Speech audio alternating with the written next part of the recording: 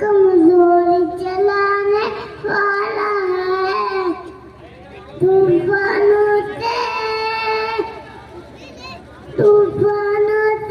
करना अल्लाह बचाने वाला है। सभी बोलो ए मजनू, मोहब्बत चंद दिनों की बात है। आज के फिर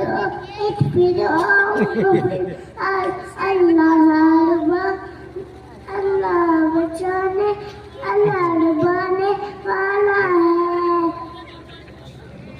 बस माशाल्लाह भाई, बहुत अच्छे अंदाज में बच्चे के अंदर एक जज्बा और वलवला है।